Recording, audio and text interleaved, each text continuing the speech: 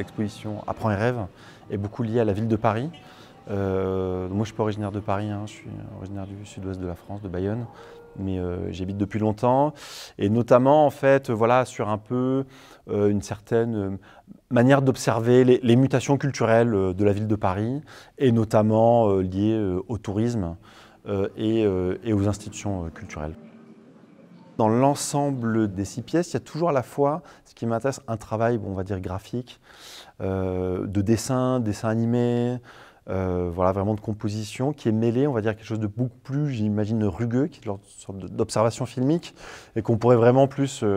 associer même à une culture de la vidéo ou du cinéma, qui est vraiment voilà, de la captation un peu en temps réel, et en même temps qui joue aussi un peu, comme tu parlais un petit peu des effets bricolés, il y a aussi un peu un côté caméra amateur, quoi, film amateur. Voilà, il y a peut-être un côté un peu film de vacances post-produit.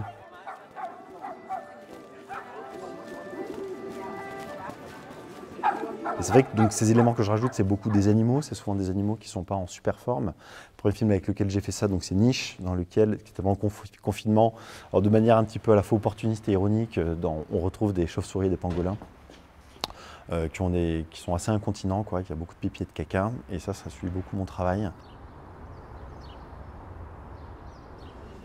Plus que de pointer du doigt un sujet, ce qui me semble secondaire, c'est plus le rapport à l'attention qu'on a quand on regarde un film et sur des questions peut-être d'observation où on se dit, mais en fait ces animaux, est-ce que c'est vraiment ça qui compte ou est-ce que c'est le prétexte, parce qu'ils sont rajoutés en post-production, pour nous faire un petit peu observer l'environnement. Et moi, c'est vrai que c'est ça qui m'intéresse, et très souvent, dans les images, on cherche les animaux, des fois ils ne sont pas là, et volontairement, il y a beaucoup de plans où j'en mets pas, et là, on se met un petit peu à observer, voilà, le film sur la Philharmonie, on voit des bureaux, on voit du mobilier de collectivité, on voit des photos, des cadres.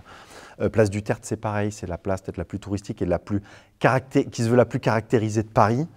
Mais ce qui m'intéresse, voilà, c'est qu'on filme cette place, donc qui est une image d'Épinal boursouflée. Mais dès qu'on lève un petit peu le regard, on voit des générateurs, les salissures, les gens en train de zoner, enfin tout un tas d'éléments. Et ça m'intéresse beaucoup qu'à un moment donné, le film, même le sujet même du film se fasse doubler par des éléments qui me semblent beaucoup plus essentiels, qui sont même des fois de l'ordre du second plan. Le travail sonore, qui est, je pense, extrêmement important dans plusieurs de ces pièces, donc pour le film Tertre et l'installation Somme, qui est la première de l'exposition, est signée par Celsian Langlois, donc qui est un artiste sonore avec qui je collabore depuis plusieurs années, à la fois sur mes films, et on compose, on crée des installations ensemble, dont cette installation Somme, qui est vraiment une co-création. Il y a quelque chose qui est apparu il y a quelques années, voilà, qui s'appelle un peu le mapping vidéo et qu'on retrouve énormément, enfin qui est une sorte de popularité un peu forcée, qu'on trouve beaucoup sur les façades de cathédrales, des choses comme ça. Moi, les premières que j'avais vues, c'était quand j'étais étudiant aux Beaux-Arts de Bourges, qui est une ville médiévale, où il y avait les nuits bleues, donc il y avait des espèces de projections. Alors, ça marchait pas très bien à l'époque, donc les projections étaient débordées un peu de partout, elles n'étaient pas encadrées dans des fenêtres, ou voilà, vraiment reprenant la topographie des bâtiments. Mais en tout cas, voilà, il y a cette chose-là qui est apparue, du mapping, et qui est une manière finalement de mêler des sortes de volontés technologiques et spectaculaires à une valorisation du patrimoine. Et ça aussi, c'est, je pense, vraiment une question qui traverse mon travail. Comment, en fait, il y a ce truc qu'on nous rabâche, qui est devenu ce qu'on appelle l'immersion, quoi. Voilà, on nous parle maintenant tout le temps, c'est un mot qu'on entend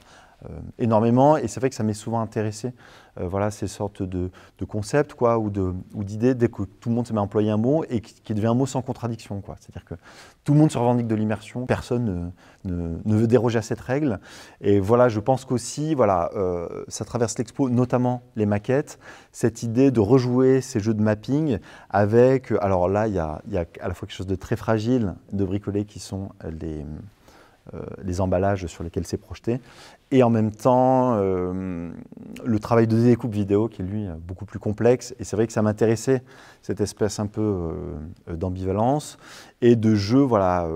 sur l'immersion qu'on retrouve beaucoup sur la première installation qui s'appelle Somme. Cette pièce-là a été tournée dans une autre exposition immersive